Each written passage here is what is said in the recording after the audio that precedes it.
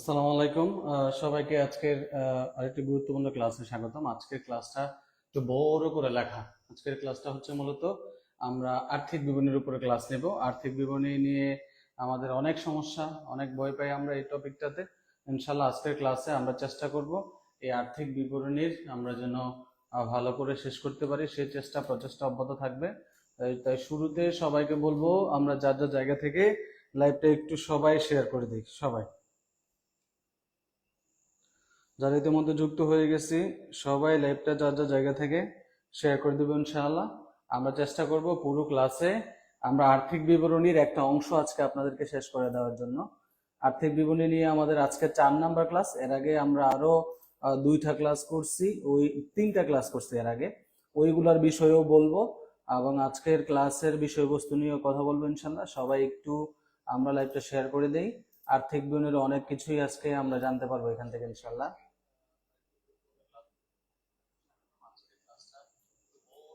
ওয়ালাইকুম আসসালাম। সবাই একটু প্লিজ লাইভটা শেয়ার করে দিই। হ্যাঁ, সবাই একটু শেয়ার করে দেই এবং কমেন্টে আমরা আমাদের পরিচিত জনদেরকে মেনশন করে দিব।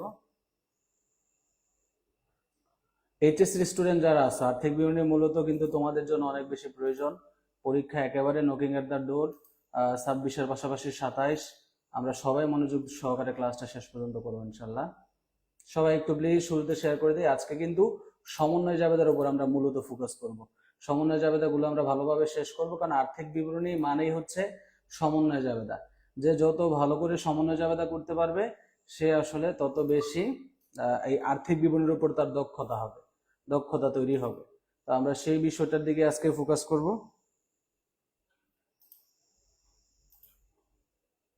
হ্যাঁ, একটু সময় নিচ্ছি আমি একটু আমাদের গ্রুপগুলোতে শেয়ার করে দিচ্ছি।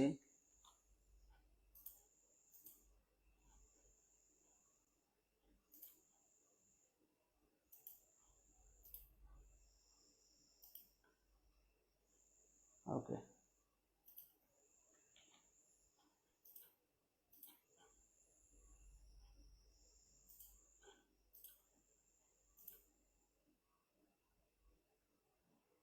আচ্ছা। আর্থিক বিবরণীর উপর এর আগে আজকের ক্লাসের সিরিয়াল হচ্ছে, টাইটেলে যদি একটু দেখেন তাহলে লক্ষ্য করবেন আজকের ক্লাসের টাইটেল হচ্ছে 4 নাম্বার ক্লাস। অর্থাৎ আজকে আমরা 4 নাম্বার ক্লাসে আছি। এর আগে আমরা আরো 2টা ক্লাস করছি, এর আগে আমরা 3টা ক্লাস করছি এর আগে। তো আজকে 4 নাম্বার ক্লাসে মূলত আমরা এর আগের যে ক্লাসগুলো হয়েছে এই ক্লাসগুলোতে আমরা কি করছি, আর্থিক বিবরণীর উপর আমরা সমন্বয় জাবেদার ক্লাস দিচ্ছি এর পূর্বের 3টা ক্লাসের মাধ্যমে। তো এই সমন্বয় জাবেদা গুলো আমি আপনাদেরকে শেখানোর চেষ্টা করছি। একটা জিনিস বারবারই বলছি, যারা আর্থিক বিবরণী শিখতে চান তাদের সব থেকে বেশি গুরুত্বপূর্ণ হচ্ছে আগে সমন্বয় জাবেদা জানতে হবে। সমন্বয় জাবেদা জানলে কোনো কিছু মুখস্থ করা ছাড়াই আমরা বুঝে যাব কোন একটা এন্ট্রি কোন জায়গায় গিয়ে যোগ হবে, কোন জায়গায় বিয়োগ হবে, এটা জানবো। আরেকটা গুরুত্বপূর্ণ বিষয় হচ্ছে, যদি আমি সমন্বয় জাবেদা পারি, আমি ফার্স্ট পেপার সেকেন্ড পেপার আর্থিক বিবরণী তো পারবোই, পাশাপাশি আমরা কার্যপত্র নামক একটা টপিক আছে, কার্যপত্র, এই কার্যপত্রেরও অনেক কিছু ইনশাল্লাহ আমরা কভার করে ফেলতে পারবো। তো সমন্বয় জাবেদার উপর আজকের ক্লাসটা আমরা 4 নাম্বার, এর আগে আমি আরো 3টা ক্লাস দিছি। এখন যারা এই সমন্বয় জাবেদার ক্লাসগুলো করতে পারেন না তারা কি করবেন, তারা সরাসরি চলে যাবেন হচ্ছে আমাদের অ্যাকাউন্টিং আওয়ার ইউটিউব চ্যানেলে চলে যাবেন। ঠিক আছে, অ্যাকাউন্টিং আওয়ার ইউটিউব চ্যানেলে চলে গেলে আপনারা যেটা করতে পারবেন বা যেটা হবে, ওখানে গেলে এর পূর্বের যে সমন্বয় জাবেদার উপরে যে 3টা ক্লাস হয়েছে সেই 3টা ক্লাস আপনারা এখান থেকে পেয়ে যাবেন। আমি আপনাদেরকে দেখাই দিচ্ছি 3টা ক্লাস কোথায় আপনারা পাবেন। ক্লাসে আমাদের এখানে ঢোকার পর আপনারা আমাদের ভিডিও লিস্টে যখন যাবেন, ভিডিওতে গেলে আপনারা আমাদের এই ক্লাসগুলো ইনশাল্লাহ পেয়ে যাবেন। আমি ক্লাস শেষে আমি এগুলো আবার আপনাদেরকে একটু আপলোড করে, এই যে দেখেন এখানে 3টা ক্লাস পর পর দেওয়া আছে সমন্বয় জাবেদার উপর, 3টা গুরুত্বপূর্ণ ক্লাস। আর পার্ট 1, পার্ট 2, পার্ট 3, এবং ক্লাসগুলো 1 ঘন্টার কম সময়। প্রথম ক্লাসটা 59 মিনিট, পরের ক্লাসটা 40 মিনিট, পরের ক্লাসটা 47 মিনিট। এই ক্লাস 3টা যদি কেউ করে ফেলেন তাহলে আর সমন্বয় জাবেদার উপর ইনশাল্লাহ আপনার খুব ভালো একটা দক্ষতা তৈরি হবে। তাহলে আমাকে সমন্বয় আর্থিক বিবরণী শেখার পূর্ব শর্ত হচ্ছে আমাকে সমন্বয় জাবেদা পারতে হবে। আর সমন্বয় জাবেদা আমি কিভাবে করব, মুখস্থ না করে কিভাবে সমন্বয় জাবেদা নিয়ম অনুযায়ী করা যায়, সেই জিনিসটাই কিন্তু আমরা এই ক্লাসগুলোতে আপনাদেরকে শিখাইছি। তাহলে আপনাদেরকে কি অনুরোধ করব, আপনারা ক্লাসটা কি করবেন, সবাই এই 3টা ক্লাস আমাদের অ্যাকাউন্টিং আর ইউটিউব চ্যানেল থেকে আপনারা করে নেবেন। ক্লাস শেষে আমি আবার এই মানে এই ইউটিউব চ্যানেলের লিঙ্কটা আমি দিয়ে দিব, আপনারা জাস্ট অ্যাকাউন্টিং আমার লিখে সার্চ করলে কিন্তু এই 3টা ক্লাস আপনারা পেয়ে যাবেন। ওকে, সো আমাদের অ্যাকাউন্টিং ইউটিউব চ্যানেল থেকে 3টা ক্লাস করবেন। আজকে 4 নাম্বার ক্লাস, যারা মিস করছেন তাদের জন্য বলা। তো এখন আমরা আসলে কি করব এখানে খেয়াল করেন। আজকের ক্লাসে আমরা সমন্বয় যাবত আমরা একবার প্র্যাকটিক্যাল প্রবলেম সলভ করব, প্র্যাকটিক্যাল প্রবলেম সলিউশন করব। আজকে বোর্ড কোশ্চেনে চলে যাব আমরা। তার পূর্বে আমি একটা জিনিস আপনাদেরকে একটু বলতে চাই যে সমন্বয় জাবেদার যাওয়ার আগে, সমন্বয় জাবেদাতে যাওয়ার আগে একটা জিনিস একটু দেখেন।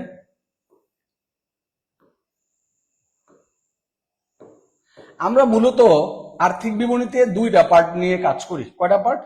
2টা পার্টের উপর আমরা কাজ করি। একটা হচ্ছে বিশদায় বিবরণী, মূলত সবগুলাই করি বিশদায় বিবরণী,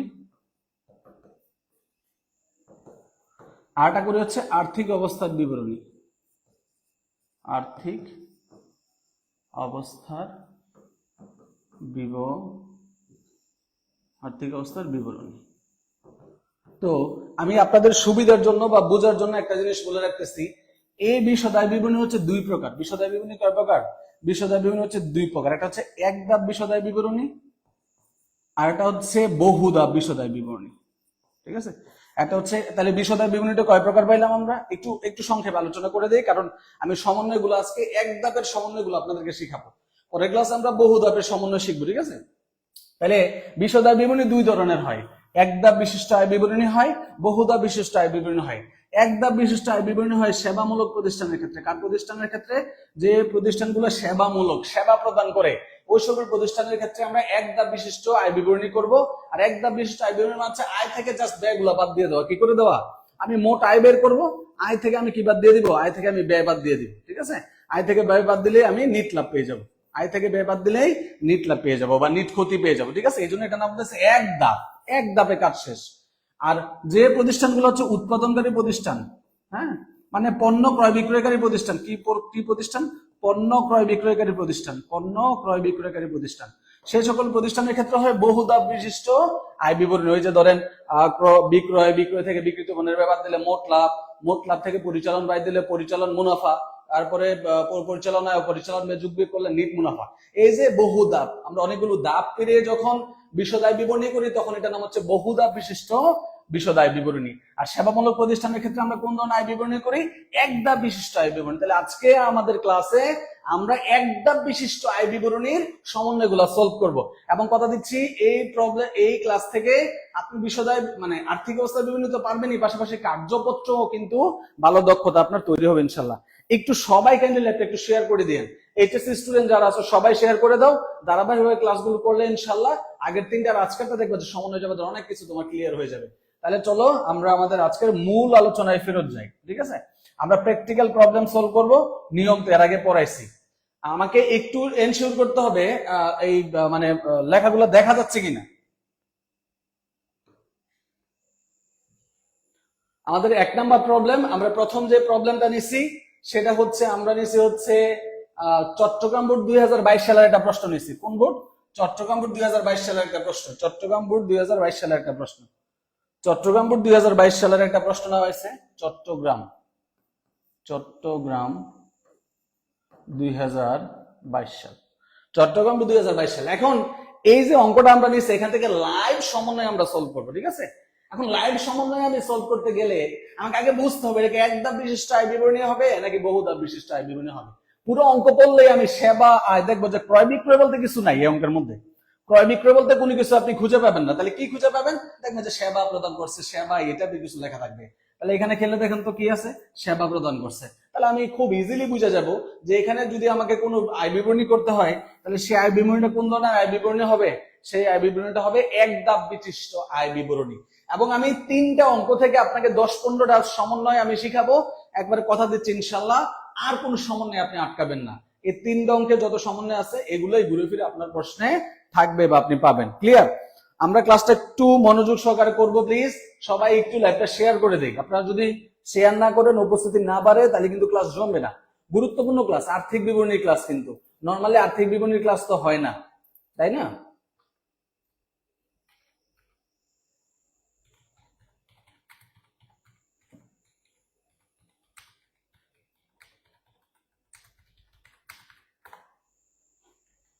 ওকে, আচ্ছা,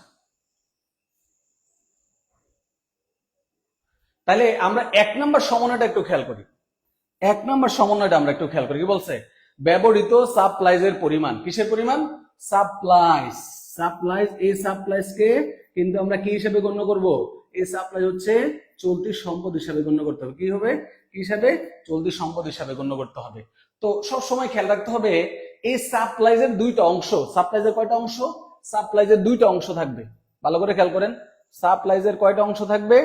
এই সাপ্লাইজের দুইটা অংশ আপনি পাবেন সব এজ ইউজুয়াল। এই দুইটা অংশের মধ্যে একটা হচ্ছে ব্যবহৃত অংশ,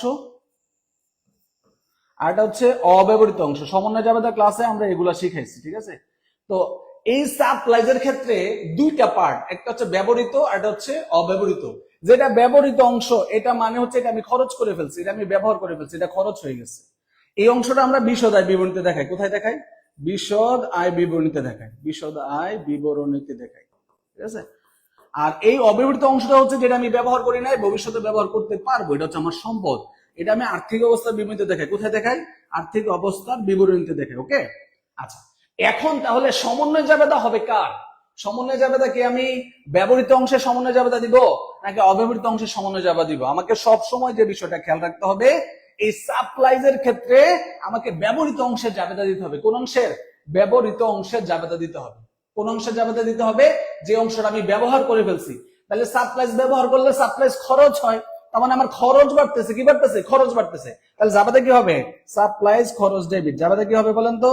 সাপ্লাইজ খরচ হিসাব হয়ে যাবে ডেবিট। যেহেতু ব্যবহার করছি, খরচের পরিমাণ বাড়ছে। কোন খরচ? সাপ্লাইজ খরচ।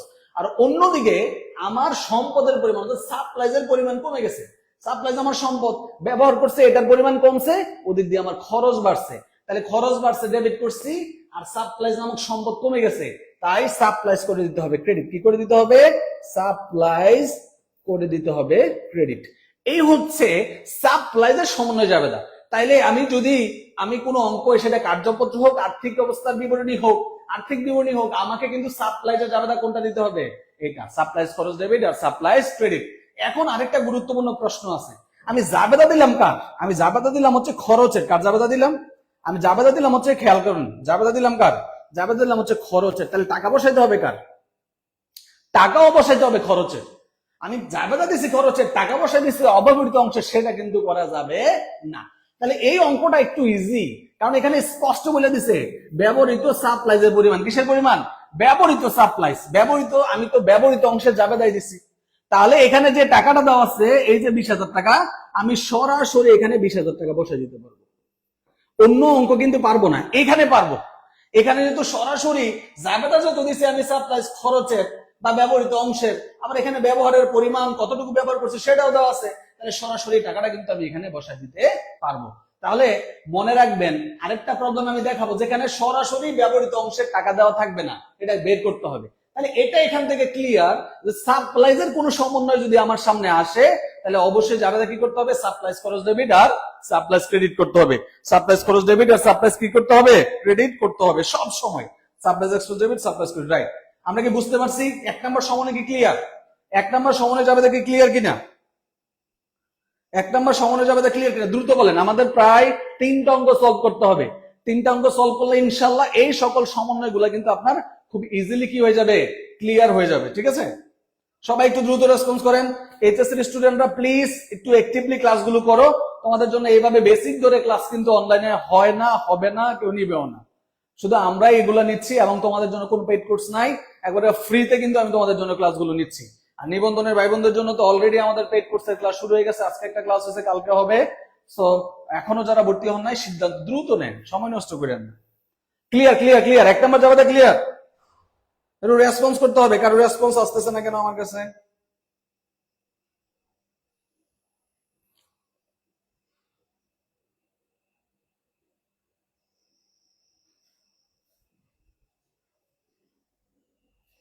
নেটের প্রবলেমটা আমরা দ্রুত সলভ করব।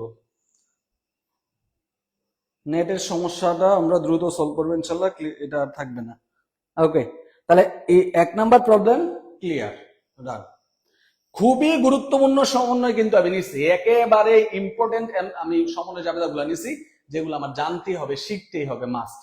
2 নাম্বার এন্ট্রি দেখেন, এই সমন্বয়টা শুধু সেবামূলক প্রতিষ্ঠানের ক্ষেত্রেই না, এটা সেবামূলক এবং পণ্য ক্রয় বিক্রয়কারী প্রতিষ্ঠানের ক্ষেত্রে সব জায়গায় এই অগ্রিম বীমার সমন্বয় আপনি পেয়ে যাবেন। অগ্রিম বীমা, অগ্রিম ভাড়া, এই অংশটা কিন্তু আপনি পাবেন। নরমালি খেয়াল করেন, অগ্রিম যদি কোনো আমি ব্যয় করি, খেয়াল করেন, নরমাল যদি আমি অগ্রিম কোনো ব্যয় করি, সেই ব্যয়ের সমন্বয় জাবেদা হয় অগ্রিম ব্যয় ডেবিট, অগ্রিম ব্যয় করতে হয় ডেবিট, আর ব্যয় করতে হয় ক্রেডিট। যদি অগ্রিম ব্যয়ের জাবেদা আমি দেই বেসিক্যালি, তাহলে অগ্রিম ব্যয়ের জাবেদা অগ্রিম ব্যয় ডেবিট, ব্যয় ক্রেডিট। এই জাবেদাটা দেখার পর আপনার মনে হবে বা মনে হওয়া উচিত এটা একটা অস্বাভাবিক জাবেদা, কারণ এখানে ব্যয়টা কি হয়েছে, ক্রেডিট হয়েছে। তাহলে অগ্রিম ব্যয়ের এই যে জাবেদাটা যদি আমরা দেই, এই জাবেদাটা কি জাবেদা হবে, অস্বাভাবিক জাবেদা হবে। কি জাবেদা হবে, অস্বাভাবিক জাবেদা। সুতরাং এই জাবেদাটা কিন্তু দেওয়া যাবে না। তাহলে অগ্রিম ব্যয়ের কোন জাবেদা দিতে হবে, আগে জাবেদা শিখবো, তারপরে টাকা বসানো শিখবো। অগ্রিম ব্যয়ের যে অংশটা ব্যবহার করে ফেলছি, কি করছি, এই অগ্রিম ব্যয়ের যে অংশটা আমি ব্যবহার করে ফেলছি, ব্যবহার হয়েছে মানে খরচ হয়ে গেছে, মানে অতিক্রান্ত হয়েছে, অতিক্রান্ত, ঠিক আছে। মেয়াদ উত্তীর্ণ বলতে পারেন, কি বলতে পারেন, মেয়াদ উত্তীর্ণ, মেয়াদ উত্তীর্ণ। তাইলে আমরা কার জাবেদা দিব, অগ্রিমের ক্ষেত্রে, যে কোনো অগ্রিম ব্যয়ের ক্ষেত্রে আমাদের অগ্রিম অংশের জাবেদা দেওয়া যাবে না। যে অংশটা আমি ব্যবহার করছি, যে অংশটা ব্যবহার হয়ে গেছে, যে অংশটা মেয়াদ উত্তীর্ণ হয়ে গেছে, যে অংশটা নিঃশেষিত হয়ে গেছে, যে অংশটা খরচ হয়ে গেছে, সেই অংশে জাবেদা দিতে হবে। কথা কি ক্লিয়ার? কোন অংশে জাবেদা দিতে হবে, যেটা আমি ব্যবহার করে ফেলছি সেই অংশে জাবেদা দিতে হবে, ঠিক আছে। তাহলে অগ্রিমের জাবেদা যা, খরচের জাবেদা হচ্ছে ঠিক তার উল্টাটা, ঠিক তার কি উল্টা। কারণ কি, আপনি যখন খরচের জাবেদা দিবেন, তার মানে কি, খরচ বাড়তেছে। কি বাড়তেছে, খরচ বাড়তেছে, লাইক সাপ্লাইজের জাবেদার মতো খরচ বাড়তেছে। তো খরচ বাড়লে খরচ ডেবিট করতে হবে, তার মানে ব্যয়টা হয়ে যাবে ডেবিট। কি হয়ে যাবে, ব্যয়টা হয়ে যাবে ডেবিট। আর অগ্রিম ব্যয় নামক সম্পদের পরিমাণ হ্রাস পাবে, যেহেতু ব্যবহার করবেন, সময় যাবে। 5 বছরের জন্য দিচ্ছেন, 1 বছর পরে তার অগ্রিম 5 বছর থাকবে না, অগ্রিম থাকবে 4 বছরের। তার মানে সম্পদ যেটা 5 বছর ছিল, এটা কমে 4 বছর হয়ে গেছে। খরচ ছিলই না, খরচ 1 বছরের হয়ে গেল। কথা বুঝতে পারছেন? তার মানে ব্যয় বাড়ছে, সম্পদ কমছে। তাহলে অগ্রিম ব্যয়টাকে কি করে দিতে হবে, অগ্রিম ব্যয়টাকে ক্রেডিট করে দিতে হবে। দেখেন, এইটা হচ্ছে সলিড জাবেদা এবং এটাই হচ্ছে স্বাভাবিক জাবেদা। এটা কি স্বাভাবিক। তাহলে অগ্রিম ব্যয়ের ক্ষেত্রে আমাদের জাবেদা কি দিতে হবে, ব্যয় ডেবিট, অগ্রিম ব্যয় ক্রেডিট। এখন এটা বেতন হইলে বেতন ডেবিট, অগ্রিম বেতন ক্রেডিট। বীমা হইলে বীমা ডেবিট, অগ্রিম ব্যয় ক্রেডিট। মানে বীমা বলতে বীমা খরচ লিখতে হবে, বেতন হইলে বেতন খরচ লিখতে হবে, ভাড়া হইলে ভাড়া খরচ লিখতে হবে। কথা কি বুঝাইতে পারছি? ব্যয়ের নামটা জাস্ট আমি এখানে রিপ্লেস করবো, যে ব্যয়ের নাম আসবে সে ব্যয় দিয়ে। তাহলে এখানে খুব স্পষ্ট বলা আছে যে অতিক্রান্ত হয়েছে। কি হয়েছে, অতিক্রান্ত হয়েছে, মেয়াদ উত্তীর্ণ হয়েছে। তাহলে আমার জাবেদা কি দিতে হবে, ব্যয় ডেবিট, অগ্রিম ব্যয় ক্রেডিট। এখানে ব্যয়ের নামটা কি, এই অঙ্কে ব্যয়ের নামটা হচ্ছে বীমা। তাহলে জাবেদা কি হবে, বীমা, বীমা খরচ হিসাব হচ্ছে ডেবিট, আর অগ্রিম বীমা হয়ে যাবে ক্রেডিট। অগ্রিম বীমা হয়ে যাবে ক্রেডিট। বাই এই জাবেদা কিন্তু 100% কমন, এটা একেবারে 100% কমন। সব অঙ্কের মধ্যে আপনি কিন্তু এই জাবেদা পাবেন, সব অঙ্কের মধ্যে এই জাবেদা কিন্তু আপনি পেয়ে যাবেন ইনশাআল্লাহ, ঠিক আছে। এখন আসেন, আমি জাবেদা দিলাম কার, যে অংশটা কি হয়েছে, যে অংশটা ব্যবহৃত হয়েছে, তাই না, যে অংশটা অতিক্রান্ত হয়েছে। তাহলে টাকাও বসাইতে হবে অতটুকুই, যে অংশটা আমি ব্যবহার করে ফেলছি। তাহলে এখানে স্পষ্ট বলে দিছে না, অগ্রিম বীমার 5/3 অংশ মেয়াদ উত্তীর্ণ হয়েছে। তাহলে অগ্রিম বীমা যা ছিল তার 5/3 অংশ মেয়াদ উত্তীর্ণ হয়ে গেছে। তাহলে অগ্রিম বীমা আমাকে খুঁজে বের করতে হবে কোথায় আছে। শুরুতে অগ্রিম বীমা আছে, তার টাকা আছে 25,000। বলছে এই 25,000 টাকার 5/3 অংশ মেয়াদ উত্তীর্ণ হয়েছে। তাহলে 5 5 25, 3 5 15, 15,000 টাকা কি হয়েছে, মেয়াদ উত্তীর্ণ হয়েছে। তাহলে টাকা বসাইতে হবে কত হাজার, টাকা বসাইতে হবে 15,000। এইভাবে অ্যানালাইসিস করে পড়তে পারলে সমান হয়ে যাবে, আপনি পারবেন না কেন? এবং এই জায়গায় যা পারছেন, যদি এই জায়গাটা বুঝে যান, তাহলে অগ্রিম বীমা রিলেটেড যে কোনো সমন্বয় আপনি সলভ করতে পারবেন। অগ্রিম বীমা রিলেটেড যে কোনো সমন্বয় কিন্তু আপনারা কি করতে পারবেন, সলভ করতে পারবেন, ঠিক আছে। বুঝাইতে পারলাম?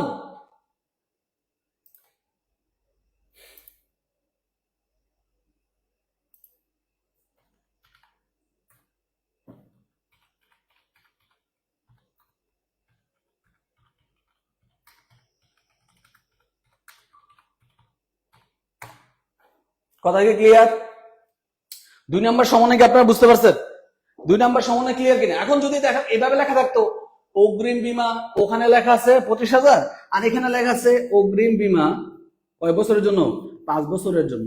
ঠিক আছে, 5 বছরের জন্য। তাহলে কি করতেন বলেন তো? এখানে এভাবে না লিখে লেখা আছে কি অগ্রিম বীমা 5 বছরের জন্য, আর কিছু লেখা নাই, লেখা আছে অগ্রিম বীমা 5 বছরের জন্য। তাহলে বোঝা যাইতো এই 25,000 টাকা হচ্ছে কয় বছরের জন্য? 5 বছরের জন্য। তাহলে কত সময় মেয়াদ উত্তীর্ণ হয়েছে, কতটুকু সময় অতিক্রান্ত হয়েছে? নরমালি একটা অঙ্ক আমরা 1 বছরের জন্য করি। কত দিনের জন্য করি? 1 বছরের জন্য করি। তাহলে আমার ধরে নিতে হইতো 5 বছরের মধ্যে মেয়াদ উত্তীর্ণ হয়ে গেছে 1 বছর। 5 বছরের মধ্যে মেয়াদ উত্তীর্ণ হয়ে গেছে কয় বছর? 1 বছর। তখন এটাকে 5 দ্বারা ভাগ করে 1 দ্বারা গুণ করলে 5,000 টাকা বের হইতো। তখন এখানে 5,000 টাকা বসাইতাম। যদি বলতো 5 মাসের, তাহলে আমার ওই 5 দ্বারা ভাগ করে 1 মাসেরটা বসাইতাম, যদি অঙ্ক 1 মাসের হইতো। কথা কি বুঝতে পারতেছেন কিনা? ইজি জিনিস, সহজ করে চিন্তা করলে ব্যাপার খুবই ইজি। তাসলিমা খাতুন, আপনি আমাদের পেড কোর্সের ক্লাস করতে চাইছিলেন। আমি কিন্তু আমাদের পেড কোর্সের অর্থাৎ 19তম শিক্ষক নিবন্ধন পেড কোর্সের ওরিয়েন্টেশন ক্লাস এবং হচ্ছে প্রথম ক্লাস যেটা আজকে সকালে হয়েছে, দুইটা ক্লাসে কিন্তু আমাদের ফেসবুক পেজে, অ্যাকাউন্টিং আর ফেসবুক পেজে আমি আপলোড করে দিয়েছি। সেখান থেকে কিন্তু আপনি চাইলে করে নিতে পারবেন। ঠিক আছে, করে নেন, তারপরে সিদ্ধান্ত নেন।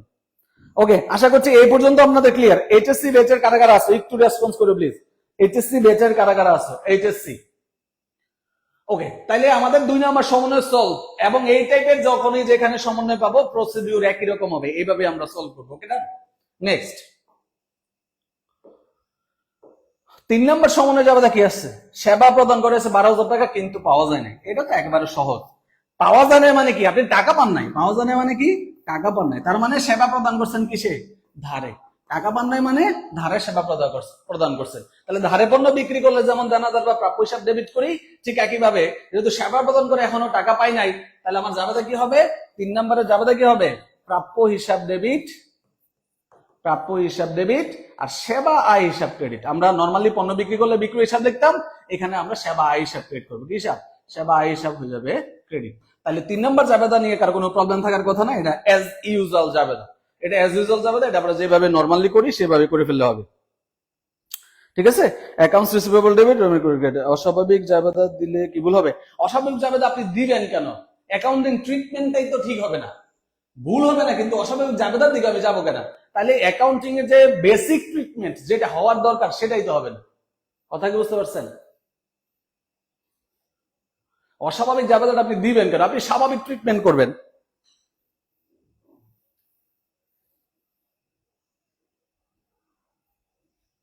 এবং এইগুলা দিয়ে যদি এমসিকিউতে পরীক্ষায় আসে, তখন কিন্তু অস্বাভাবিক জাবেদা দিয়ে আপনি কোনো উত্তর খুঁজে পাবেন না। মানে অস্বাভাবিক জাবেদাটা কাউন্টিং এ আসে না, সোজা কথা। আপনি অপশন খুঁজে বের করতে হবে স্বাভাবিক জাবেদা দিয়ে। অস্বাভাবিক জাবেদার কোনো উত্তর প্রশ্নে দিবে না, মানে এটা কাউন্টিং এ আসে না। এটা তো প্র্যাকটিসই নাই। কথা বুঝছেন? এটা তো প্র্যাকটিসই নেই। সর্বশেষ কোয়েশ্চেন নাম্বার 4, আমরা 4 নাম্বার সমন্বয় সমাধান করব। 4 নাম্বার খেয়াল করেন কি বলছে। 4 নাম্বার সমন্বয় বলতেছে অনুপার্জিত। এই অনুপার্জিত শব্দটা দেখি বোঝায়?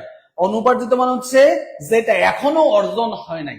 এটা বলতে পারি আমরা অগ্রিম, অগ্রিম সেবা আয়।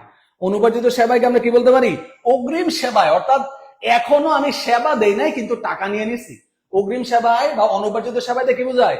এখনো আমি সেবা দেই নাই কিন্তু আমি টাকা নিয়ে নিছি। যেমন যারা আমার পেড কোর্সে ভর্তি হয়েছেন, অনেকে ভর্তি হয়েছেন, অলমোস্ট 70+ স্টুডেন্ট কিন্তু আলহামদুলিল্লাহ আমাদের সাথে এখন যুক্ত হয়ে গেছে। সো তারা যারা আমাকে টাকা দিচ্ছে তারা কিন্তু আমাকে কি করে নাই, তারা কিন্তু আমাকে, তারা ওই কোর্স শেষ হওয়া পর্যন্ত তারা তাদের আয়টা কিন্তু আমার অর্জন হবে না, আমার দায় থেকে যাবে। তাহলে এই অগ্রিম আয় বা অনুবাদিত সেবা আয়কে আমরা কি বলবো? এটা হচ্ছে আমার চলতি দায়। এটা আমার কি দায়? চলতি দায়। তাহলে একটা জিনিস খেয়াল করেন, নরমালি চলতি দায়, তাহলে এই অগ্রিম আয় বা অনুবাদিত সেবার সমন্বয় জাবেদা হচ্ছে, এটা যদি চলতি দায় তাহলে এটাকে কি করতে হবে? ক্রেডিট করতে হবে। তাহলে ক্রেডিট করতে হলে কি হবে? অনুপার্জিত সেবা আয় হয়ে যাবে ক্রেডিট, অনুপার্জিত সেবা আয় হয়ে যাবে ক্রেডিট, আর সেবা আয় হয়ে যাবে ডেবিট। ঠিক আছে, তাহলে এই জাবেদাটাও যখন আপনি দেখবেন তখন আপনার মনে হবে এটাও একটা অস্বাভাবিক জাবেদা। কারণ কি? আয় ডেবিটে চলে আসছে। তাহলে অগ্রিম আয়ের ক্ষেত্রে এই জাবেদাটা হচ্ছে একটা কি জাবেদা? এই জাবেদাটা হচ্ছে অস্বাভাবিক জাবেদা, স্বাভাবিক জাবেদা। মানে এখানে বুঝাচ্ছে আপনারা কি হয়ে যাচ্ছে? আয় কমে যাচ্ছে। আয় কখন ডেবিট হয়? যখন আয় কমে যায়। তাহলে এখানে আয় কমে যাচ্ছে, এটা কি বোঝাচ্ছে ঘটনাটা? এখানে কিন্তু স্পেসিফিক কোনো মানে মানে এক্সপ্লেনেশন আপনি পাবেন না। একজন কুমার, কি কুমার যেন, সঞ্জয় কুমার না কে যেন, ধনঞ্জয় কুমার প্রশ্ন করছিল, স্যার অস্বাভাবিকটা দিলে কি হয়? আচ্ছা, এটা দেখে বলেন না, এটা দিলে যে অ্যাকাউন্টিং ট্রিটমেন্ট হবে, এটা কি কখনো স্বাভাবিক ট্রিটমেন্ট হতে পারে? সেবা আয় ডেবিট মানে আয় কমে গেছে, কিভাবে আয় কমলো? এখানে তো আয় বাড়ার কথা, দেখেন না কিভাবে হয়েছে। তাহলে এখন এই জাবেদা কিন্তু আমি দিতে পারবো না, আমাকে কোন জাবেদা দিতে হবে? এই অনুপার্জিত সেবা এটা যখন অর্জিত হবে সেই জাবেদাটা দিতে হবে। কোন অংশটা?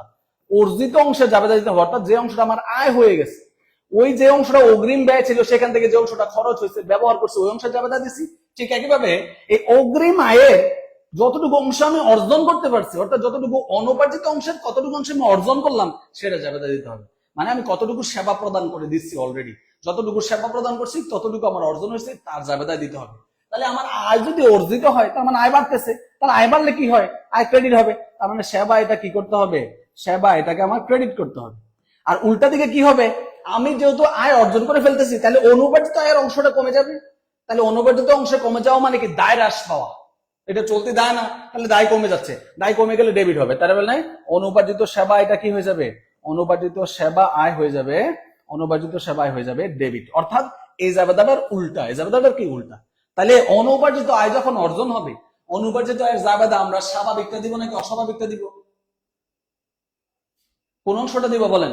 আমরা দিব হচ্ছে মানে এটা জাবেদা হচ্ছে earn revenue has been earn. মানে একজন বলতেছেন ইংরেজিটা ইজি লাগে তাই না?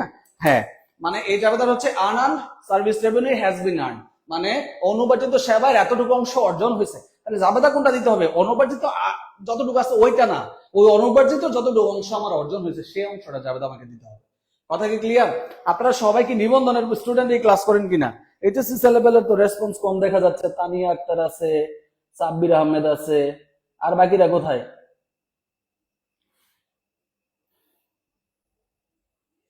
ওকে, তাহলে এখন টাকা বসায় দেন। অনুপার্জিত সেবায়ের হাফ, 2/1 অংশ অর্জন হয়েছে। তাহলে অনুপার্জিত সেবায় টাকা আছে কত দেখেন তো? অনুপার্জিত সেবায় আছে 18,000, 18,000 অর্ধেক অর্জন হয়েছে। তাহলে কত হাজার? 9,000। তাহলে যাবে টাকা বসায় দেন কত হাজার? 9,000। শেষ। তাহলে অনুপার্জিত সেবায় যে দায় ছিল আমার 18,000-এর, সেখান থেকে দায় কমে হয়ে যাবে এখন 9,000, আমার আয় বেড়ে হয়ে যাবে কত হাজার? 9,000। এই জাবেদা গুলা বুঝলে আপনি হিসাব সমীকরণের প্রভাব বলতে পারবেন। এই জাবেদা গুলা থেকে একটা প্রশ্ন আসে, সমন্বয় করলে কি প্রভাব হবে, সমন্বয় না করলে কি প্রভাব হবে। অনেক গুরুত্বপূর্ণ প্রশ্ন কিন্তু এখান থেকে আসে। নিহা এইচএসসি 27, আমি এইচএসসি স্টুডেন্টকে কানেক্ট করতে যাচ্ছি। এইচএসসি স্টুডেন্টদের জন্য আসলে আমাদের পেজে প্রচুর ক্লাস হয়, যদি রেগুলার বা নিয়মিত ক্লাস তোমরা করো দেখবা যে অনেক দূর এগিয়ে যাবে তোমরা। ওকে, ডান। তাইলে আমাদের এই 4টা সমন্বয় যদি আমি পাইরা থাকি, আমি মনে করি যে তোমার এই সেবামূলক প্রতিষ্ঠানের তুমি ম্যাক্সিমাম সমন্বয় তুমি এখান থেকে মিনিমাম এই 4টার মধ্যে তুমি সব অঙ্কের মধ্যে 2টা করে কমন পেয়ে যাবা, সকল অঙ্কের মধ্যে তুমি 2টা করে কমন পেয়ে যাবা। ঠিক আছে? যারা নিবন্ধনের আমার পেড কোর্স স্টুডেন্ট আছেন, নিবন্ধন ছাড়া অনেকে স্টিল ভর্তি হবেন কিনা কনফিউজড আপনারা, বা এইচএসসি তো অনেকে দেখা যাচ্ছে মেগা ইনিয়া। আচ্ছা, তো নিবন্ধনের জন্য কিন্তু আমার রেকর্ড ক্লাসগুলো আমি আপলোড করে দিয়েছি, দেখে সিদ্ধান্ত নেন। আর নর্মালি আমি যেভাবে এখন পড়াই ওভাবেই পড়াবো, ওখানে একটু সময় নিয়ে পড়াই। প্রায় 2 ঘন্টার একটা ক্লাস হয়েছে, এমনিতে 1.5 ঘন্টা 2 ঘন্টা করে আমাদের ক্লাসগুলো হয়। সো এই ক্লাসগুলো আপনারা করেন। আর ঈশা এইচএসসি 27, বাহ, অনেককেই পাচ্ছি, ভেরি গুড। সুজন আছে, ওকে, ঠিক আছে, থ্যাংক ইউ। তাহলে এটা শেষ হয়ে গেল, তোমরা ক্লাসগুলো করো ইনশাল্লাহ। এই ক্লাসটা করো, এর আগের 3টা ক্লাস ইউটিউব থেকে করে নাও, দেখবা যে তুমি আর্থিক বিবরণীর উপর ভালো একটা দক্ষতা তোমার ধীরে ধীরে তৈরি হবে। আমি পেড কোর্সেও হলো আর্থিক বিবরণী এভাবেই পড়াইতাম। আমি ওই সৃজনশীল নিয়ে এসে তোমাকে ডিরেক্ট 2-1টা প্রবলেম সলভ করে বললাম আর্থিক বিবরণী শেষ, সেই রাস্তায় আমি যাবো না। ওকে, এবার চলে আস হচ্ছে প্রবলেম 2 নাম্বার প্রবলেম। এই প্রবলেমটা আমরা নিছি হচ্ছে কুমিল্লা বোর্ড 2022 সালে। কুমিল্লা বোর্ড 2022 সালের একটা প্রবলেম আমরা নিছি। এই প্রবলেমটা একটু বড় করে নিছি, আমরা এখানেই সলভ করার চেষ্টা করব। আমি জাস্ট এবার তোমাদেরকে উত্তর করতে বলবো, দেখো, আর তুমি করে বলি আপনি করে বলি, খেয়াল করেন। এই 1 নাম্বার সমন্বয় বলছি না যে সব জায়গায় এখন কমন পেয়ে যাব, একবার কমন পেয়ে যাব। এই 1 নাম্বার সমন্বয়টা মাত্র সমাধান করছি আমি। চট্টগ্রাম বোর্ড থেকে গেলাম কুমিল্লা বোর্ডে। আর নর্মালি ফার্স্ট পেপারে 2টা আর্থিক বিবরণীর মধ্যে একটা সেবামূলক প্রতিষ্ঠান থাকে। আর্থিক বিবরণীর 2টার মধ্যে কি থাকে? সজীব, দীপ কুমার, বাহ, অনেকেই তো আছো। তাহলে আর্থিক বিবরণীর 2টার মধ্যে কিন্তু একটা সেবামূলক প্রতিষ্ঠান থাকে। আর এগুলো পারলে কিন্তু তোমার জন্য কার্যপত্রটা খুব ইজি হবে। কার্যপত্র কিন্তু তোমরা ভয় পাও এই সমন্বয় যাওয়ার কারণে। সো এইচএসসি স্টুডেন্ট একটু অ্যাক্টিভ হয়েও, আমি তোমাদের জন্য প্রচুর ক্লাস নিচ্ছি এবং নিব ইনশাআল্লাহ সামনে। তাহলে খেয়াল করো তো ভাই, এই অনুপার্জিত সেবায় 6,000 টাকা অর্জিত হয়েছে, এটা জানাতে কি হবে? দ্রুত, এটা সবার কাছ থেকে আমি জানতে চাই। এটা আমি করাই ফেলছি। তারপরে এই যে অগ্রিম বীমার প্রবলেম সলভ করাই ফেলছি। এই যে দেখো এখানে 4টা সমন্বয় আছে, 4টা সমন্বয়ের মধ্যে অলরেডি 3টা আমি আলোচনা করে ফেলছি, শেষ। ওই যে বলছিলাম যে যা পড়ছে এগুলাই ঘুরে ফিরে তুমি কমন পেয়ে যাবা। দেখো অলরেডি এর আগের অঙ্কে 4টা সলভ করছি, 4টার মধ্যে এখানে 3টা কমন আছে। এটা জাস্ট দেখলে এখন উত্তর করে ফেলা উচিত, দেখলেই। এই যে জাবেদা কি হবে এটা তো আমি জানি, মুখস্থ হয়ে গেছে আমার। অনুবাদিত সেবায় 6000 টাকা অর্জিত হলো, জাবেদা কি হবে? অনুবাদিত সেবায় ডেবিট, অনুবাদিত সেবা আয় হয়ে যাবে ডেবিট, আর সেবায় হয়ে যাবে ক্রেডিট। এবার তার ব্যাখ্যা বিশ্লেষণ করার দরকার নাই, কারণ ব্যাখ্যা বিশ্লেষণ তো আমি করেই ফেলছি। আর বলেই দিছে অতটুকু অংশ অর্জন হয়ে গেছে, তাহলে স্পষ্ট 6000 টাকা কিন্তু তোমার প্রশ্নের মধ্যেই দিয়ে দিছে, 6000 টাকা কিন্তু দিয়েই দিছে। তাহলে তোমার আর কি করা দরকার নাই, আলাদা করে ক্যালকুলেশন করে বের করার দরকার নাই। তাহলে তুমি জাস্ট কি করে এখানে 6000 টাকা বসাই দাও, ঠিক আছে? 6000 টাকা বসাই দিলে হচ্ছে, ঠিক আছে? ওকে। তারপরে এই যে মনুরে পাইছে 2 নাম্বার মনু, ওই যে অগ্রিম বীমা, প্রতি মাসে বীমা খরচের পরিমাণ 750 টাকা। সো বীমা খরচের টাকা কত হবে ইট ডাজন্ট ম্যাটার, আগে আমি জাবেদা কি বসাবো এটা তো মুখস্থ হয়ে গেছে নাকি? জাবেদা কি করবো? 2 নাম্বার জাবেদা কি, 1 নাম্বার গেল, 2 নাম্বার জাবেদা হচ্ছে বীমা খরচ ডেবিট, বীমা খরচ হয়ে যাবে ডেবিট, অগ্রিম বীমা ক্রেডিট। মানে সোজা কথা, অগ্রিম দিয়ে কোন জাবেদা আসছে সেটার জাবেদা এটাই হবে, বীমা হয়ে যাবে ক্রেডিট। ডান, ফাইন। তাহলে নরমালি খেয়াল করেন এই অঙ্কগুলো সাধারণত কত দিনের হয়? 31 ডিসেম্বর। তার মানে বেসিক্যালি এই অঙ্কটা আমরা 1 বছরের জন্য করতেছি। কয় বছরের জন্য করতেছি? 1 বছরের জন্য করতেছি। তাহলে প্রতি মাসে যদি 750 টাকা করে খরচ হয়, তাহলে আমার যেহেতু অঙ্কটা 12 মাসে, তাহলে 12 মাসে কতটা খরচ হচ্ছে সেটা বসা দিলে হবে। বলেন আমার কত টাকা হবে? 750 টাকা ইন্টু 12 গুণ করলে কত হয় দেখেন তো একটু, বলেন তো কেউ একজন। 750 কে 12 দ্বারা গুণ করলে উত্তর কত হয়?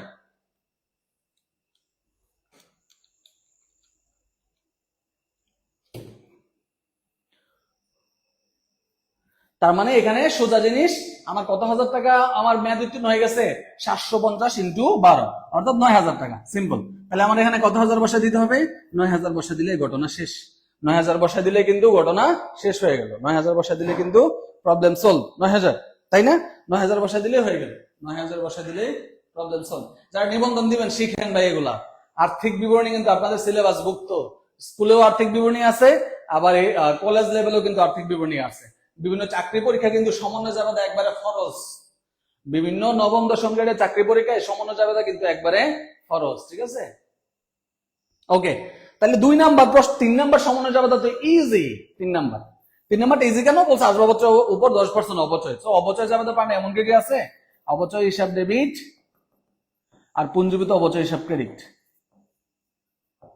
অপচয় হিসাব ডেবিট, পুঞ্জীবিত অপচয় হিসাব ক্রেডিট। বলছে আসবাবপত্র 10%। তাহলে আসবাবপত্র কত? আসবাবপত্র হচ্ছে তোমার কত হাজার? 24,000। 24,000 টাকার 10%, 24,000 টাকার 10%, তাহলে কত হইলো? 2,400। কত? 2,400। শেষ। 24,000-এর 10% 2,400। তাহলে আমাদের এবার প্রবলেম নাম্বার 4। সাপ্লাইজ এখনো হাতে আছে, ওই যে বলছিলাম সবসময় ইজি হবে না, একটু কঠিন হইতে পারে। তাহলে আমাদের এবার দেখো হচ্ছে 4 নাম্বার সমন্বয়টা একটু দেখো। তাহলে সাপ্লাইজ আসছে তো, তাহলে সাপ্লাইজে যাবে কি হবে? সাপ্লাইজ খরচ ডেবিট, সাপ্লাইজ খরচ হয়ে যাবে ডেবিট, আর সাপ্লাইজ হয়ে যাবে ক্রেডিট। সাপ্লাইজ খরচ ডেবিট আর সাপ্লাইজ হয়ে যাবে ক্রেডিট। এটা নিয়ে তো কোনো সন্দেহ নাই। এই জাবেদা আমি করে ফেললাম, ফাইন। এবার জাবেদা করে ফেলার পর এবার আমার পরবর্তী কাজ কি? পরবর্তী কাজ কি বলেন তো? পরবর্তী কাজ হচ্ছে এইটা যেহেতু আমি খরচের জন্য দিচ্ছি, আমার টাকাও বসাইতে হবে খরচের, কিন্তু এইখানে যে টাকা দেওয়া আছে সাপ্লাইজ এখনো হাতে আছে। হাতে আছে মানে মজুদ আছে, মজুদ আছে মানে অব্যবহৃত। মজুদ আছে মানে কি? অব্যবহৃত। তো আমি তো অব্যবহৃত টাকা বসাবো না, আমার বসাইতে হবে খরচের টাকা। তাহলে খরচের টাকা আমি কিভাবে বের করবো? আমাকে বের করতে হবে এখানে যে সাপ্লাইজ দেওয়া আছে না, এখানে যে সাপ্লাইজ দেওয়া আছে, এই সাপ্লাইজের টাকা দেওয়া আছে টোটাল কত হাজার? 15,000। এই 15,000 টাকার মধ্যে এখনো হাতে আছে বা মজুদ আছে হচ্ছে 6,000। তাহলে সিম্পল জিনিস না, ব্যবহার করে ফেলছি কত? 15-এর মধ্যে 6 যদি এখনো হাতে থাকে, তাহলে আমি ব্যবহার করে ফেলছি কত হাজার? 9,000। ব্যবহার করে ফেলছি কত হাজার? 9,000। তো এই জায়গাতে টাকা বসাইতে হবে কত হাজার? টাকা বসাইতে হবে 9,000। কথা বোঝা গেছে? টাকা বসাইতে হবে কত হাজার? 9,000। একেবারে সিম্পল এন্ড ইজি, একেবারে সিম্পল এন্ড ইজি। স্যার 2 নাম্বারটাই তো অগ্রিম লেখা নেই। অগ্রিম লেখা নাই মানে কি? প্রতি মাসে তো আপনার খরচ হইতেছে, তো প্রতি মাসে খরচ করতে হয় অগ্রিম না দেওয়া থাকলে। আবার ওই উপরে খেয়াল করলে তো পাবেন, এই যে দেখেন তো অগ্রিম বীমা দেওয়া আছে, রেওয়া মিলে দেখেন অগ্রিম বীমা দেওয়া আছে। মানে সোজা কথা, অগ্রিম না দিলে খরচ হবে কোথা থেকে? কথা কি বুঝতে পারছেন? তাইলে সাপ্লাইজ যদি মজুদ অব্যবহৃত দেওয়া থাকে, তাহলে রেও মিলে যে সাপ্লাইজটা দেওয়া থাকে সেই সাপ্লাইজ থেকে সমন্বয়ের সাপ্লাইজটা যদি আমি বাদ দেই, তাহলে আমি পেয়ে যাবো কতটুকু অংশ আমি ব্যবহার করে ফেলছি, কতটুকু অংশ ব্যবহার করে ফেলছি। কথা কি ক্লিয়ার? তাহলে দেখেন তো এই চারটা সমন্বয় ক্লিয়ার হয়েছে কিনা, চারটা সমন্বয় ক্লিয়ার কিনা দেখছেন, কমন শেষ। আর কোন সেবামূলক প্রতিষ্ঠানের কোন সমন্বয় আপনি আটকাবেন না ইনশাআল্লাহ। সেবামূলক প্রতিষ্ঠানের আর কোন সমন্বয় আপনি আটকাবেন না, এখন সকল সমন্বয় আপনার কাছে জীবন হবে। সবাই কি ক্লিয়ার হয়েছেন? ক্লিয়ার কিনা দেখেন। আর্থিক বিবরণীর ক্লাসে যদি আপনাদের উপস্থিতি এমন থাকে, তাহলে কিভাবে ক্লাস নেব বলেন? আর্থিক বিবরণীর গুরুত্বপূর্ণ নিয়ম সম্বলিত শীট কিন্তু আমাদের পেজে আপলোড করা হয়েছে, সেটা একটু সংগ্রহ করে নেবেন সবাই। যারা অন্য পেজে সোলসার টেকনিক্যাল পেজ থেকে আমাদের ক্লাসটা দেখছেন, যারা নিবন্ধন পরীক্ষা দিবেন, তারা অবশ্যই এই বিস্তারিত ক্লাসগুলো করার জন্য আমাদের অ্যাকাউন্টিং আর ইউটিউব চ্যানেল, অ্যাকাউন্টিং আর ফেসবুক গ্রুপ, অ্যাকাউন্টিং আর ফেসবুক পেজে যুক্ত হয়ে যাবেন। ঠিক আছে? Right right right. Neha, Ayesha, খুশি, দীপকুমার, আরেকবার বুঝান। দীপকুমার, খেয়াল করো, এইটা যে জাবেদাটা দিছে, এই জাবেদাটা কার? এই জাবেদা হচ্ছে খরচের, মানে যতটুকু অংশ আমি ব্যবহার করে ফেলছি বা খরচ করে ফেলছি। রেও মিলে একটা সাপ্লাইজ দেওয়া আছে মোট 15,000 টাকা। অর্থাৎ আমি বলছি যে সাপ্লাইজের দুইটা অংশ, একটা ব্যবহৃত আর একটা অব্যবহৃত। তাহলে সাপ্লাইজের টোটাল যে 15,000 টাকা দেওয়া আছে, এই 15,000 টাকার মধ্যে দুইটা অংশ আছে। কোন অংশ? মানে ব্যবহার করা অংশটাও আছে, অব্যবহৃত অংশটাও আছে। তো এখন এইখানে যে সমনের মধ্যে যে 6,000 টাকা, সরি 6,000 না, তো এখানে তো 3,500 টাকা দেওয়া আছে, বেড়েছে। তাহলে 3,500 দেওয়া আছে। তার মানে 15,000-এর মধ্যে 3,500 এখনো অব্যবহৃত অবস্থা আছে, আমি ব্যবহার করি নাই। তাহলে সোজা জিনিস না, 15,000-এর মধ্যে 3,500 যদি অব্যবহৃত অবস্থায় থাকে, তাহলে আমি ব্যবহার করে ফেলছি কত? 11,500। কত? 11,500। তাহলে ডেবিট ক্রেডিট পাশে 11,500 বসায় দাও। আর আগের অঙ্কের মধ্যে সুজা সাপ্লাইজ খরচের পরিমাণ বলা ছিল, এই জন্য ডিরেক্ট জাবেদা বসাই দিছি। তো এখন তো আমি ডিরেক্ট বসাইতে পারতেছি না, কারণ মোট 15,000 আছে, এর মধ্যে এখানে যে এটা দেওয়া আছে এটা আছে হাতে আছে, মানে মজুদ আছে, অর্থাৎ অব্যবহৃত। এই জন্য এই 3,500 বাদ দিয়ে যে টাকাটা বের হয়েছে সেটাকে আমার বসাইতে হয়েছে। আর যদি সরাসরি এখানে বলা থাকতো সাপ্লাইজ খরচ বা ব্যবহৃত সাপ্লাইজের পরিমাণ এত টাকা, তাহলে আমি ডিরেক্ট জাবেদার মধ্যে বসাই দিতে পারতাম, তখন আমার যোগ বিয়োগের ঝামেলায় যাওয়া লাগতো না। ক্লিয়ার? 24,000 নাকি? যাই হোক, আমি অ্যামাউন্টটা মিলাইতে পারতেছি না। হ্যাঁ, 24,000-ই হওয়ার কথা। টাকা কোনো সমস্যা না, প্রসিডিউরটা বুঝলে হইল। অনেক কিছু লিখছি তো, তাই মিলাইতে পারতেছি না। 15,000 থেকে 3,500 বাদ দিবেন, 35,000 থেকে 3,500 বাদ দিবেন, কোনো ব্যাপার না, ওইটা কোনো সমস্যা না। নিহা, বুঝতে পারছেন? ফাতেমা, কিছুটা ক্লিয়ার হবে কেন? পুরোটাই তো ক্লিয়ার হওয়ার কথা। আপনারা কিন্তু শেয়ার করেন না আজকাল লাইভ, ঠিক আছে? আপনাদের জন্য তো পরিশ্রম কেন করবো বলেন? আপনারা যদি লাইভ ফ্রি ক্লাসের লাইভ গুলো যদি আপনারা শেয়ার করতে না পারেন, এতটুকু কাজ যদি আপনারা না করেন, তাহলে আপনাদের জন্য তো পরিশ্রম করে মাত্র 11টা শেয়ার হয়েছে, এটা কোনো কথা? এটা পুরো দুঃখজনক ব্যাপার না? এইচএসসি ক্লাস নিলে রিচ হচ্ছে না, এইচএসসি ক্লাসের প্লাবেন্ডে আসতেছে না। পরীক্ষার আছে আর মাত্র 50-55 দিন, এখনো সিরিয়াস না। এটা গরু খাওয়া শেষ হবে আর দেখবেন যে পরীক্ষা এসে পড়ছে, শেষ। গরু খাওয়া শেষ, গরু কুরবানি দিচ্ছেন, এরপরে আপনার কুরবানির সময় হয়ে আসবে, ঠিক আছে? এই জন্য পড়ালেখা করেন, সময় থাকতে পড়াশোনা করেন। আমরা আরেকটা অঙ্ক নিলাম, এই অঙ্ক সর্বশেষ অঙ্ক। এই সমন্বয়গুলো আমরা সমাধান করে আমরা আজকের মতো ক্লাস শেষ করবো এখানে। তো এইখানে দেখেন যে জাবেদা গুলা আছে, তার মধ্যে 4টা জাবেদা আমি আপনাকে পড়াই ফেলছি। দেখেন এখানে যে 5টা জাবেদা আছে না, 5টার মধ্যে 4টা জাবেদা আমি আপনাকে পড়াই ফেলছি। এই যে দ্বারে সেবা প্রদান করা হয়েছে, কিন্তু যা হিসাবভুক্ত হয় নাই। দ্বারে সেবা প্রদান করা হয়েছে, পাওয়া যায় নাই। দ্বারে সেবা প্রদান করা হয়েছে, হিসাবভুক্ত হয় নাই। দ্বারে সেবা প্রদান করা হয়েছে, লিপিবদ্ধ হয় নাই। এই শব্দগুলো একই জিনিস, অর্থাৎ এটা জাবেদা কি? এটা জাবেদা হচ্ছে প্রাপ্য হিসাব ডেবিট, প্রাপ্য হিসাব ডেবিট আর কি সেবা হিসাব ক্রেডিট। প্রাপ্য হিসাব ডেবিট আর সেবা হিসাব ক্রেডিট, ঠিক আছে? প্রাপ্য হিসাব ডেবিট আর সেবা হিসাব ক্রেডিট, শেষ। আচ্ছা, অনুবাদিত সেবায় 5/2 অংশ অর্জিত হয়েছে, তাহলে সুন্দর। জাবেদা কি? অনুবাদিত সেবায় ডেবিট আর সেবায় ক্রেডিট। রেও মিলে যে অনুবাদিত সেবায় টাকা দেওয়া আছে, আগের প্রশ্ন ছিল, ওইটারে 5 দ্বারা ভাগ করে 2 দ্বারা গুণ করে বসা দিবেন, শেষ। আচ্ছা, এরপরে বছর শেষে অব্যবহৃত সাপ্লাই, যে দেখেন আবার সেম জিনিস আসছে। অব্যবহৃত সাপ্লাইজ, তাহলে জাবেদা কি? জাবেদা তো এটা শিওর, সাপ্লাইজ ডেবিট, সাপ্লাইজ খরচ ডেবিট, সাপ্লাইজ খরচ ডেবিট আর সাপ্লাইজ ক্রেডিট।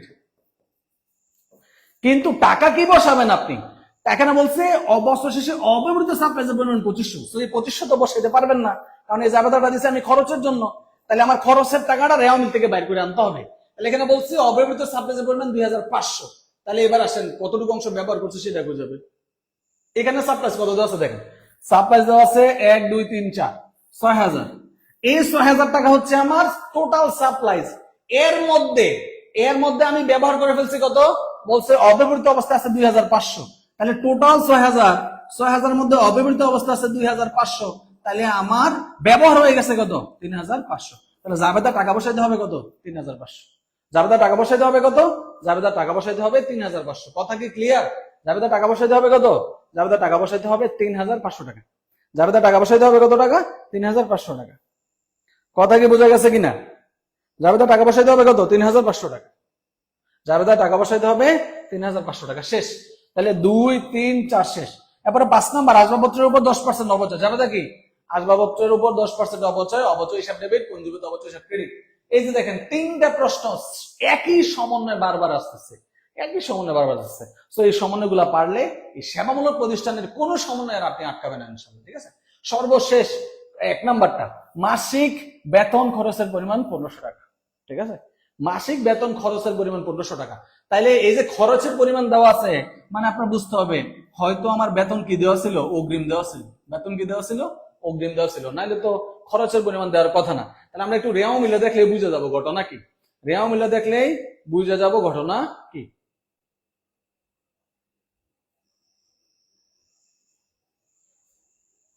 এই যে বেতন বাবদ আমার টাকা দেওয়া ছিল কত হাজার টাকা?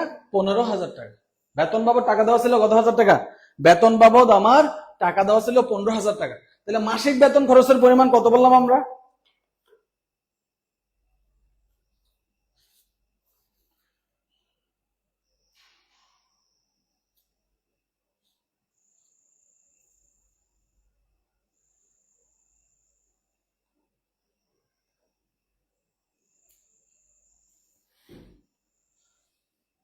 তাহলে এখানে খুবই ক্রিটিক্যাল একটা ব্যাপার আছে। আমি যে বললাম অগ্রিম আছে, অগ্রিমটা কিন্তু আমরা এখান থেকে বুঝতে পারবো না, কারণ মাসিক বেতন খরচের পরিমাণ 1500 টাকা। তাহলে আমি আগে বুঝবো এটা কি অগ্রিম আছে নাকি বকেয়া আছে। আমি কিভাবে বুঝবো? মাসে যদি 1500 টাকা হয়, তাহলে 12 মাসে কত টাকা বেতন দেওয়ার কথা বলেন? মাসে যদি আমার 1500 টাকা বেতন হয়, তাহলে 1 বছরে বেতন দেওয়ার কথা ছিল কত? 1500 ইন্টু 12, 18,000 টাকা। খেয়াল করেন, 18,000 টাকা বেতন দেওয়ার কথা ছিল কত হাজার টাকা? 18,000 টাকা। তার মানে 1 বছরে আমার বেতন দেওয়ার কথা ছিল 18,000 টাকা। প্রতি মাসে যদি 1200 টাকা করে 1500 টাকা করে খরচ হয়, কিন্তু রেওয়া মিলে বেতন খরচ দেওয়া আছে কত? বেতন খরচ দেওয়া আছে 15,000। তার মানে আমার 18,000 টাকার মধ্যে এই 15,000 টাকা আমি দিছি, এই 15,000 টাকা আমি পরিশোধ করছি। খরচ মানে কি? আমি পরিশোধ করছি। তাহলে 18,000 টাকার মধ্যে পরিশোধ করছি আমি 15,000 টাকা। তাইলে আমার 18 থেকে কি বেশি পরিশোধ করছি না কম পরিশোধ করছি? বেশি পরিশোধ করলে অগ্রিম হয়তো, কম পরিশোধ করলে খরচ হবে। তাইলে আমার বোঝাই যাচ্ছে 18,000 এর মধ্যে আমি পরিশোধ করছি 15,000। তাহলে ওই যে 3,000, এই 3,000 আমার কি রয়ে গেছে? বকেয়া রয়ে গেছে। 3,000 টাকা আমার কি রয়ে গেছে? বকেয়া রয়ে গেছে। আর বেতন বকেয়া রয়ে গেছে। কি রয়ে গেছে? বেতন বকেয়া, অর্থাৎ বকেয়া ব্যয়, অর্থাৎ কি? বকেয়া ব্যয়। সো এটা সমন্বয় জাবেদা কি? সমন্বয় জাবেদা খুব ইজি। বকেয়া ব্যয় হচ্ছে আমার চলতি দায়। বকেয়া ব্যয় আমার কি? চলতি দায়। আর চলতি দায় সবসময় কি হয়? ক্রেডিট হয়। অর্থাৎ বকেয়া ব্যয় কি হবে? বকেয়া ব্যয় হবে ক্রেডিট, আর শুধু ব্যয়টা হবে ডেবিট। বকেয়া ব্যয় ক্রেডিট আর শুধু ব্যয়টা কি হবে? ডেবিট। তাহলে ব্যয়ের নাম কি? বেতন। তাহলে বেতন খরচ হয়ে যাবে ডেবিট, বেতন খরচ ডেবিট, আর বকেয়া বেতন হবে ক্রেডিট। বকেয়া বেতন হবে, বকেয়া বেতন হবে ক্রেডিট। টাকা বসাবেন কত? টাকা বসাবেন 3,000 টাকা, কারণ বকেয়া আছে 3,000 টাকা। বুঝা গেছে? বুঝা কি গেল? না বোঝা যাওয়ার কোনো কিছু নাই। একেবারে মানে আর্থিক বিবরণী ইকুয়ালস টু পানি। আর্থিক বিবরণী ইকুয়ালস টু কি? পানি। যদি বুঝে শুনে পড়া যায়, তাহলে আর্থিক বিবরণী ভয় পাওয়ার কোনো কারণ নাই। আমি তো বলি কেউ যদি সমন্বয় জাবেদা পারে, কোন স্টুডেন্ট যদি সমন্বয় জাবেদা পেরে যায়, তাহলে আর্থিক বিবরণী তার কাছে হার মানবে। কিন্তু সমন্বয় জাবেদা না শিখে মুখস্থ যখন আমরা আর্থিক বিবরণী করি, তখনই মূলত আমরা বিপদে পড়ি, তখনই আমরা বিপদে পড়ি। এই যে তিনটা অঙ্কে যে সমন্বয় গুলা পড়াইছে আমাকে একটু কমেন্টে জানাও এতটুকু সবার ক্লিয়ার কিনা, সবার ক্লিয়ার কিনা?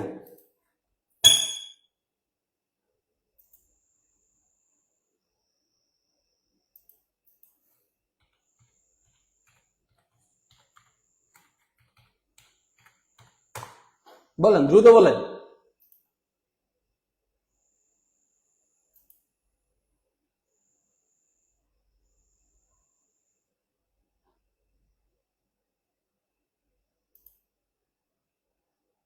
ক্লিয়ার সবাই? জি, তাহলে আপনারা যারা আজকের ক্লাসটা করছেন তাহলে তাদের কাজ কি আমরা আজকে এখানে শেষ করব। আপনাদের ডিউটি হচ্ছে এই ক্লাস তো আপনি করে ফেলছেন, এই ক্লাস করার পর আমরা এই প্রশ্নটা যেটা সমাধান করছি এটা হচ্ছে ঢাকা বোর্ডের একটা প্রশ্ন, Dhaka board 2022, Chittagong board 2022, Comilla board 2022, Dhaka board 2022, এই তিনটা বোর্ডের সেবামূলক প্রতিষ্ঠানের সমন্বয়ে আমরা সলভ করছি। আবার ক্রয় বিক্রয়কারী প্রতিষ্ঠানের আমরা সমন্বয়ে 2টা ক্লাসে সলভ করব, তাহলে আরো 2টা ক্লাস হলে 6টা ক্লাস। এরপরে 3 থেকে 4টা ক্লাস আমরা প্র্যাকটিস করবো। তুমি দেখবা যে সমন্বয় যদি তুমি পারো আর্থিক বিবরণী তোমার জন্য কত ইজি। তাহলে আজকের ক্লাসে যারা আমরা করছি, যারা আর্থিক বিবরণীর এই সেবামূলক প্রতিষ্ঠান অংশের সমন্বয় জগতের ক্লাসটা যারা আমরা করছি, তাহলে তাদের আরো 3টা ক্লাস দেখতে হবে। তাহলে 3টা ক্লাস আমি কোত্থেকে করব? আমি ইতিমধ্যে কিন্তু আপনাদেরকে বিস্তারিত বলে দিছি যে বাকি 3টা ক্লাস করতে হবে অ্যাকাউন্টিং আর ইউটিউব চ্যানেল থেকে, কারণ ইতিমধ্যে ওই 3টা ক্লাস আমরা করে ফেলছি। এই 3টা ক্লাস কি কি?